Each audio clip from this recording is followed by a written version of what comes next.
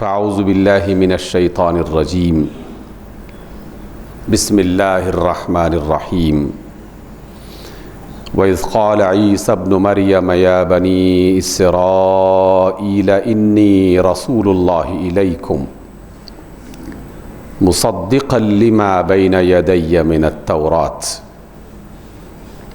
وَمُبَشِّرًا بِرَسُولٍ يَأْتِي مِن بَعْدِ اسْمُهُ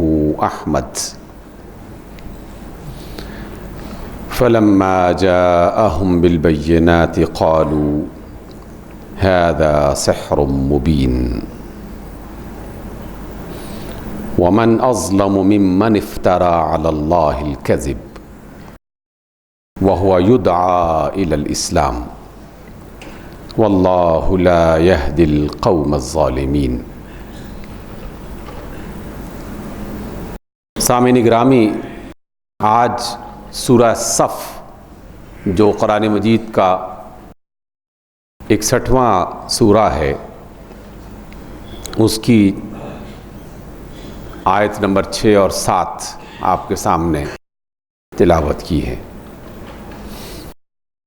ہم چونکہ روز اول سے یہ بات جان چکے ہیں اور اللہ تعالیٰ کی خاص مہربانی سے اور رحمت سے مسلم گھرانوں میں پیدا ہونے کی بنا پر جناب رسول اللہ صلی اللہ علیہ وسلم کو اللہ کا آخری نبی مانتے ہیں اور انہیں ہادی برحق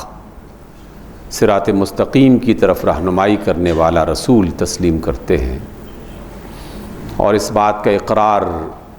ہر روز کئی بار کرتے رہتے ہیں۔ لیکن اس اقرار کا تقاضا یہ ہے کہ جناب رسول اللہ صلی اللہ علیہ وسلم نے جو تعلیم بھی ہمیں عطا کی ہے، اس تعلیم کو جانتے رہیں، اسے دہراتے رہیں، اور اس میں اگر کوئی غلط فہمی ہو اسے درست کرتے رہیں،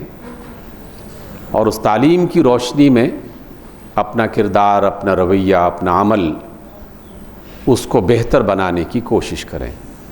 یہ ہماری وہ بنیاد ہے جو اللہ نے خاص فضل کے حوالے سے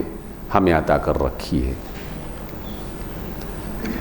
آج کی آیات جو ہیں بظاہر جناب مسیح علیہ السلام کے حوالے سے ہیں، لیکن حقیقت میں یہ رسول اللہ صلی اللہ علیہ وسلم کا پیغام اور آپ کے طریقے کو واضح کرنے والی آیات ہیں۔ ہمیں محمد صلی اللہ علیہ وسلم نے صرف آخری نبی کے طور پر انہیں رسول ماننے کا نہیں کہا، بلکہ آپ صلی اللہ علیہ وسلم سے پہلے جتنے بھی انبیاء اور جتنے بھی رسول گزرے ہیں ان سب پر ایمان لانا یہ ہمارے ایمان کا جز قرار دیا گیا ہے۔ قرآن مجید کی 20 آیات اس بات کی دلالت کرتی ہیں، اور سال کے دوران آنے جانے والے مختلف ایام، مختلف موسم، مختلف مناسبتیں وہ ان تعلیمات کو تازہ کرنے اور اس پر عمل کرنے کا موقع فراہم کرتی ہیں۔ جناب رسول اللہ صلی اللہ علیہ وسلم جب مدینہ منورہ میں تشریف لے گئے، اسلامی ریاست کی بنیاد رکھ دی، مسلم معاشرہ تشکیل پایا جا چکا، تو 10 محرم کا دن آیا، لوگوں نے آپ صلی اللہ علیہ وسلم کو بتایا کہ یا رسول اللہ صلی اللہ علیہ وسلم، آج مدینہ کے اور آس پاس کے تمام یہودی روزے سے ہیں۔ آپ نے پوچھا کہ انہوں نے کیوں روزہ رکھا ہے؟ بتایا گیا کہ ان کا یہ خیال ہے، ان کا یہ عقیدہ ہے کہ 10 محرم کو اللہ رب العزت نے جناب موسیٰ علیہ السلام کو فرعون کے ظلم سے آزاد کیا تھا۔ فرعون سمندر میں غرق ہوا اور موسیٰ علیہ السلام اپنی جماعت کے ساتھ اس کے ظلم سے آزاد ہوئے۔ تو اس خوشی میں جناب موسیٰ علیہ السلام کے ساتھ اپنی عقیدت اور اپنا احترام ظاہر کرنے کے لیے شکرانے کے طور پر وہ روزہ رکھتے ہیں۔ آپ صلی اللہ علیہ وسلم یہ فرما سکتے تھے کہ اچھا ٹھیک ہے، ان کے رسول ہیں، انہیں روزہ رکھنا چاہیے، لیکن آپ نے فرمایا کہ موسیٰ علیہ السلام تو ہمارے بھائی تھے اور ان کو ملنے والی خوشی کے حقدار ہم ان سے زیادہ ہیں، کیونکہ ہم ان کی سچی تعلیمات پر عمل کرنے والے ہیں۔ اور پھر آپ نے فرمایا کہ اگر اگلے سال تک اللہ نے مجھے زندگی عطا کی تو ہم ایک کے بجائے 2 روزے رکھیں گے۔ تعلیم یہ دی گئی کہ سابقہ انبیاء کے حوالے سے کوئی بھی ایسی اچھی بات جس کے بارے میں پتہ چلے اور وہ بات خود رسول اللہ صلی اللہ علیہ وسلم کی تعلیم کو، قرآن کی تعلیم کو، اللہ کے پیغام کو آگے بڑھانے کا ذریعہ بن رہی ہو تو اس کے بارے میں سوچنا چاہیے۔ ہمارے ہاں ہر سال دسمبر کے آخری ہفتے میں پوری دنیا کے مسیحی لوگوں کو کرسمس کی خوشیاں مناتے ہوئے دیکھتے ہیں۔ لوگ ایک دوسرے کو وہ مختلف قسم کی مبارکبادیں اپنے اپنے انداز میں پیش کرتے ہیں، اور ہمارا رویہ رسول اللہ صلی اللہ علیہ وسلم کا رویہ نہیں بنتا۔ ہونا تو یہ چاہیے تھا کہ یہ ایام جس میں جناب مسیح علیہ السلام کا تذکرہ پوری دنیا میں ہو رہا ہو، اس کو غنیمت سمجھتے ہوئے جناب مسیح علیہ السلام کا اصل تعارف لوگوں تک پہنچانے کی کوشش کی جائے کہ وہ کون تھے، اللہ تعالیٰ نے انہیں کیا رتبہ عطا کیا تھا، وہ کیا پیغام لے کے آئے تھے، اور ان سے عقیدت اور احترام کا طریقہ کیا ہے۔ اہل ایمان مسلمانوں کے لیے سابقہ انبیاء میں سے جناب ابراہیم علیہ السلام، جناب موسیٰ علیہ السلام، جناب داؤد علیہ السلام اور جناب مسیح علیہ السلام، یہ چاروں ہستیاں ایسی ہستیاں ہیں کہ جن کا تعلق اپنی اپنی رسالت اور اپنی اپنی نبوت سے صرف نہیں ہے، بلکہ ان سب کا تعلق خود رسول اللہ صلی اللہ علیہ وسلم کی رسالت کے ساتھ ہے۔ اس لیے آپ علیہ السلام فرمایا کرتے تھے کہ میں دعائے ابراہیم کا نتیجہ ہوں اور بشارت مسیح علیہ السلام اس کا عملی نمونہ ہوں۔ اور آج جو میں نے آیت آپ کے سامنے پیش کی ہے، یہ وہ بشارت مسیح علیہ السلام ہے جو اللہ نے خود قرآن مجید کا حصہ بنا کے ہمیں تلاوت کرنا اور اس کو سیکھنا بتایا ہے۔ اللہ فرماتے ہیں کہ وَإِذْ قَالَ عِيسَى ابْنُ مَرْيَمَ، کہ جب عیسیٰ ابن مریم نے یہ کہا تھا، یا بنی اسرائیل، اے بنی اسرائیل، انی رسول اللہ الیکم، میں تمہاری طرف رسول بنا کے بھیجا گیا ہوں،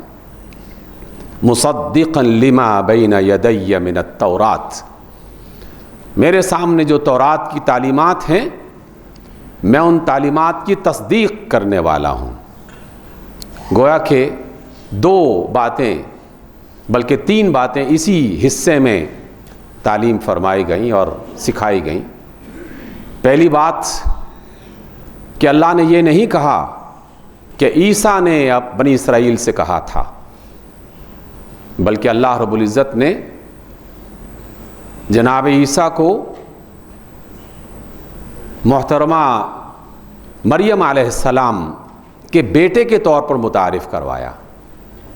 اور لوگوں کو بتایا کہ یہ اللہ کا بیٹا نہیں ہے، یہ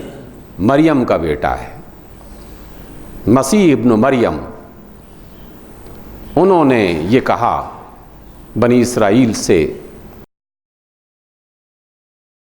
پہلی بنیاد کو اللہ رب العزت نے خود واضح کیا، اور پھر اس کی دیگر تفصیلات قرآن مجید میں کئی مقامات پر پیش کی جاتی ہیں۔ گویا کہ ہمیں اپنے عقیدے کو درست کرتے ہوئے دوسروں تک یہ بات پہنچانی چاہیے کہ اللہ رب العزت کائنات کی وہ ہستی ہے کہ جو نہ کسی کی اولاد ہے اور نہ اس کی کوئی اولاد ہے، اور جناب مسیح علیہ الصلاۃ والسلام وہ اللہ کے بھیجے ہوئے ایک محترم، مقدس اور قابل عزت رسول تھے، اور وہ جناب مریم علیہ السلام کے بیٹے تھے۔ یہ تعارف پیش کرنا چاہیے۔ دوسرا یہ فرمایا کہ وہ اللہ کے رسول ہیں، انی رسول اللہ الیکم، میں اللہ کا رسول ہوں۔ تیسرا یہ کہ جس تورات کو جناب موسیٰ علیہ السلام زمین پر لے کے آئے تھے، ان تعلیمات کو میں ان کی تصدیق کرتا ہوں کہ یہ واقعی اللہ کی تعلیمات ہیں۔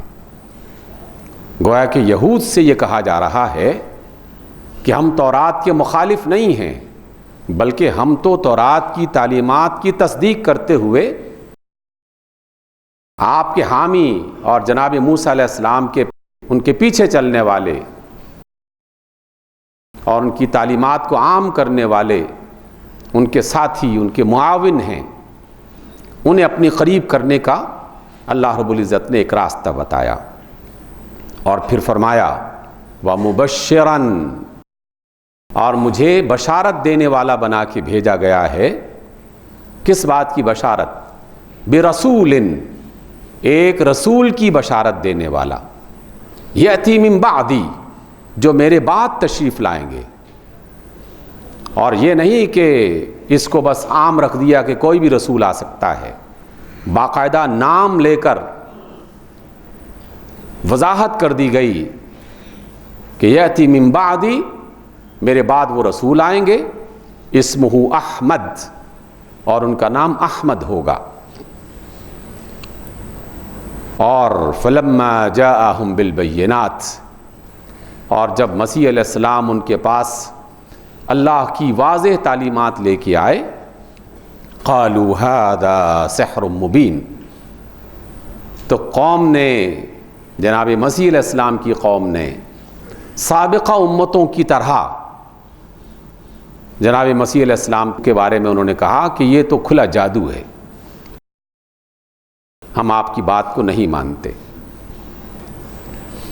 وَمَنْ أَظْلَمُ مِمَّنِ افْتَرَى عَلَى اللَّهِ الْكَذِبَ، اللہ فرماتے ہیں کہ اس سے بڑا ظالم اور کون ہوگا جو اللہ پر جھوٹ باندھتا ہو، وَهُوَ يُدْعَى إِلَى الْإِسْلَامِ، جبکہ اسے اللہ کی طرف سے اسلام کی طرف بلایا جا رہا ہو۔ وَاللَّهُ لَا يَهْدِي الْقَوْمَ الظَّالِمِينَ، اور اللہ تعالیٰ ظالم قوم کو ہدایت نہیں دیا کرتا۔ گویا کہ مسیح علیہ السلام کی آمد یہ ہمارے لیے بھی باعث مسرت اور سعادت ہے، اس اعتبار سے کہ آپ نے باقاعدہ لوگوں کو جناب محمد صلی اللہ علیہ وسلم کی آمد کی بشارت سنائی، اس کی علامات بتائیں، اور پھر جناب مسیح علیہ السلام کی تعلیمات جن جن انجیلوں میں اس وقت موجود ہیں، مختلف قسم کی تبدیلیوں اور تحریفات کے باوجود اللہ کی شان دیکھیے کہ ان میں سے بیشتر انجیلوں میں باقاعدہ وہ آیات ابھی تک موجود ہیں جن آیات میں جناب محمد صلی اللہ علیہ وسلم کی آمد کے تذکرے ہیں، کہیں ان کے نام کے ساتھ اور کہیں ان کی نشانیوں کے ساتھ۔ کبھی ان کا نام لیا جاتا ہے، کبھی اس علاقے کا تذکرہ کیا جاتا ہے، کبھی ان کے عشرہ مبشرہ کی طرف اشارہ کیا جاتا ہے، کبھی فتح مکہ کے اندر آنے والے 10,000 اصحاب رسول کی طرف اشارہ کیا جاتا ہے، کبھی تعلیمات کی طرف اشارہ کیا جاتا ہے۔ وہ انجیل یوحنا ہو، انجیل متی ہو، انجیل برناباس ہو، اور زبور کی کتاب ہو، یا اس کے علاوہ جو پرانی تورات کے نسخے اور جدید اس کی آیات کے نسخے جو ہیں، یہ سب جناب محمد صلی اللہ علیہ وسلم کی آمد کے ایک طرح کے بشارت نامے ہیں اور خوشخبریوں کے ذریعے ہیں۔ اس لیے سامعین گرامی، ہمارے لیے دو کام ہیں۔ پہلی بات یہ کہ جب بھی کسی نبی کے حوالے سے کسی اچھی بات کا یا کسی اچھی خبر کا تذکرہ ہو رہا ہو تو اس میں اجنبیت کے بجائے اور اس میں مخالفت کے بجائے اسے غنیمت سمجھتے ہوئے اس نبی کو بھی اون کرنا چاہیے، اس پر اپنے ایمان کا اظہار کرنا چاہیے کہ جس نبی کو تم مانتے ہو ہم تو تم سے زیادہ اس نبی کو مانتے ہیں۔ اور پھر اس کے ساتھ ساتھ اس ایمان میں یا عقیدے میں جو خرابیاں ہیں یا کمزوریاں ہیں یا غلط فہمیاں ہیں ان کو دور کرنے کی کوشش کی جائے اور انہیں جناب مسیح علیہ السلام کی ان صحیح تعلیمات کی طرف کہ جو در حقیقت اسلام کی طرف لانے والی ہیں اس کی نشاندہی کی جائے۔ اور یہ بات اللہ رب العزت نے ہمیں سورۃ آل عمران میں سکھائی اور فرمایا قل، اے نبی آپ کہہ دیجئے، اور نبی کے ذریعے سے ہمیں یہ کہا جا رہا ہے کہ آپ سب لوگ بھی یہ کہہ دیجئے، یا اہل الکتاب، اے اہل کتاب، یعنی اے مسیحی افراد اور جناب عیسیٰ علیہ السلام کو اللہ کا نبی ماننے والے لوگوں، اور یہودیوں سے بھی یہ بات کہی جا رہی ہے، تعالوا الی کلمۃ سواء بیننا وبینکم، آؤ ہم اس بات پر اتفاق کر لیں جو ہمارے اور تمہارے درمیان مشترک ہے۔ اور مشترک بات کا پہلا نقطہ اور پہلی بنیاد یہ ہے کہ تم بھی اللہ کو مانتے ہو اور ہم بھی اللہ کو مانتے ہیں، تمہاری کتابوں میں بھی اللہ کی توحید کا تذکرہ ہے، اور رسول اللہ صلی اللہ علیہ وسلم بھی دنیا میں توحید کا کلمہ بلند کرنے کے لیے تشریف لائے تھے۔ اور سابقہ آسمانی کتابوں میں بھی اللہ رب العزت نے کئی مقامات پر یہ کہا تھا کہ اللہ وحدہ لا شریک ہر قسم کی اولاد اور ہر قسم کے ماں باپ سے بالکل مبرہ اور پاک ہے، اور ہم یہی کہتے ہیں۔ آؤ اس بات کی طرف جس میں ہمارا اور تمہارا اتفاق ہے، پہلے اس کو ہم تسلیم کر لیتے ہیں۔ آخرت پر یقین رکھتے ہو، جنت دوزخ پر یقین رکھتے ہو، فرشتوں پر یقین رکھتے ہو، اور جناب جبریل علیہ السلام پر ایمان رکھتے ہو، یہ سب باتیں مشترکات ہیں۔ پھر اخلاقی قدروں میں تو دیگر قومیں بھی شریک ہو جاتی ہیں، لیکن تعلیم یہ دی جا رہی ہے کہ آؤ اس کلمے پر اتفاق کر لیں جو ہمارے اور تمہارے درمیان مشترک ہے۔ اللہ نے اس بات کو بھی ویک نہیں رکھا، ایسا نہیں رکھا کہ اس کے بعد پھر سوچتے رہو کہ کون سی باتیں مشترک ہیں، بلکہ اس کو باقاعدہ ذکر کر دیا اور فرمایا کہ اللہ نعبد الا اللہ۔ پہلی مشترک بات یہ ہے کہ ہم اللہ کے سوا کسی اور کی بندگی اور عبادت نہ کریں۔ یہ تعلیم جناب محمد صلی اللہ علیہ وسلم کی بھی ہے، اور یہی تعلیم جناب مسیح علیہ السلام دیتے رہے، اسی کی طرف جناب موسیٰ علیہ السلام رہنمائی کرتے رہے، اور یہی بات سابقہ انبیاء بھی اپنے اپنے زمانے میں لوگوں کو سکھاتے رہے۔ وَلَا نُشْرِكَ بِهِ شَيْئًا، آؤ ہم اس بات پر اتفاق کریں کہ ہم اللہ کی عبادت میں، اس کی قدرتوں میں کسی اور کو شریک نہیں کریں گے۔ وَلَا يَتَّخِذَ بَعْضُنَا بَعْضًا أَرْبَابًا مِّن دُونِ اللَّهِ، اور ہم میں سے بعض دوسرے لوگوں کے ساتھ مل کر اللہ کے سوا کسی اور کو رب نہیں بنائیں گے۔ رب صرف اور صرف اللہ ہے، اور ہم اسی کی طرف رجوع کرنے والے، اسی کی عبادت کرنے والے ہیں۔ فَإِن تَوَلَّوْا، اور اگر وہ آپ کی بات کو سن کر نہ مانیں، منہ پھیر لیں، پیٹھ پھیر لیں، فَقُولُوا اشْهَدُوا بِأَنَّا مُسْلِمُونَ، تو ان سے لڑنے کی، جھگڑنے کی ضرورت نہیں ہے، بلکہ تم کہو کہ جناب آپ نہیں مانتے تو نہ مانیں، لیکن ہم تو اللہ کے مطیع اور فرما بردار ہیں۔ گویا کہ ہمیں یہ سکھایا جا رہا ہے کہ تم نے دنیا میں کس طرح سے جینا ہے، اپنی ذات اور اپنی ذاتی معاملات کی حد تک کس طرح جینا ہے، اور دیگر قوموں کے ساتھ مل کر، دیگر معاشروں کے ساتھ مل کر، دیگر افراد کے ساتھ مل کر کس طرح جینا ہے۔ کیا بالکل الگ تھلگ اور بالکل لا تعلق ہو کر رہنا ہے، یا جہاں کہیں کوئی موقع ملے اس موقع کو غنیمت سمجھتے ہوئے حق بات پہنچانے کی کوشش کی جانی چاہیے۔ اس لیے سامعین گرامی،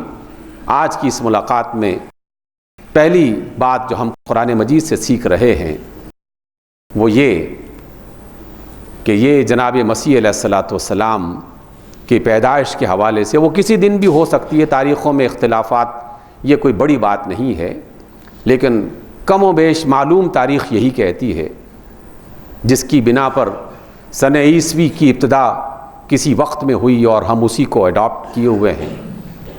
تو اس موقع کو غنیمت سمجھتے ہوئے جہاں محمد رسول اللہ صلی اللہ علیہ وسلم کی رسالت کا تذکرہ کیا جائے، وہاں جناب مسیح علیہ الصلاۃ والسلام سے اپنی عقیدت اور اپنے احترام کا تذکرہ بھی کیا جائے، اور اسی تذکرے کے دوران جناب مسیح علیہ السلام کی تعلیمات جو صحیح تعلیمات ہیں، اور جس کی دو بنیادیں آج کی آیات میں ہمیں بتائی گئیں کہ مسیح علیہ السلام اللہ کے رسول تھے، مریم علیہ السلام کے بیٹے تھے، اور وہ اللہ تعالیٰ کی عبادت کی طرف لوگوں کو بلانے کے لیے تشریف لائے تھے، اور اللہ وحدہ لا شریک، اس کی کوئی اولاد نہیں اور نہ وہ کسی کی اولاد ہے۔ اس تعلیم کو عام کرنا چاہیے۔ بدقسمتی ہماری کہ جو ہمارا اصل مقصد تھا کہ ہم غیر مسلموں کو یا اسلام کے بارے میں جن کے ذہنوں میں غلط فہمیاں پائی جاتی ہیں ان کو صحیح اسلام کی تعلیم دیں، ہم خود اسلام سے ابھی تک پورے طریقے سے واقف نہیں ہو سکے، اور ہم خود اپنی الجھنوں میں الجھے ہوئے ہیں اور اپنی پریشانیوں کا شکار ہیں۔ تو سامعین گرامی، اللہ تعالیٰ کا اتنا بڑا فضل جو ایمان کی صورت میں ہمیں عطا کیا جا چکا ہے، قرآن مجید کی صورت میں اتنی بڑی دولت جو ہمیں عطا کی جا چکی ہے، تو اس کا تقاضا یہ ہے کہ جہاں کہیں موقع ملے اس موقع کو غنیمت سمجھتے ہوئے ان بندوں کو اللہ کے قریب لانے کی کوشش کی جائے جو کسی بھی وجہ سے اللہ سے دور ہیں، جن کے ذہنوں میں کوئی غلط فہمی پیدا کر دی گئی ہے، کم علمی کی بنیاد پر، جہالت کی بنیاد پر، یا کسی اور وجہ سے۔ تو ہمیں پہلے اپنے ایمان کو تازہ کرتے ہوئے اس میں جہاں کہیں کوئی خرابی ہے اس کو دور کرنی ہے، اور اس کے ساتھ ساتھ دنیا والوں کے سامنے محبت کا پیغام اس صورت میں، اس صورت میں نہیں جو آج کل سکھایا جا رہا ہے۔ آج کل محبت کا پیغام بالکل ایک دوسرے انداز میں سکھایا جا رہا ہے، جو کہ در حقیقت شیطان کی ایک چال ہے۔ وہ محبت کا پیغام یہ سکھا رہے ہیں کہ چلو مل کر رہو، اور تم جو بھی عقیدہ رکھتے ہو، جیسا بھی عقیدہ رکھتے ہو، غلط ہے تو غلط صحیح، صحیح ہے تو صحیح صحیح، ہم آپ کے معاملات میں کوئی جو ہے دخل اندازی نہیں کرتے، آپ ہمارے معاملات میں کوئی دخل اندازی نہیں کرے۔ کسی کو کسی کے مذہب، کسی کی فکر، کسی کے عقیدے کے بارے میں نہ سوچنا ہے، نہ سمجھانا ہے، نہ سمجھنا ہے۔ یہ وہ طریقہ ہے جو شیطان کا طریقہ ہے، کیونکہ شیطان یہی چاہتا ہے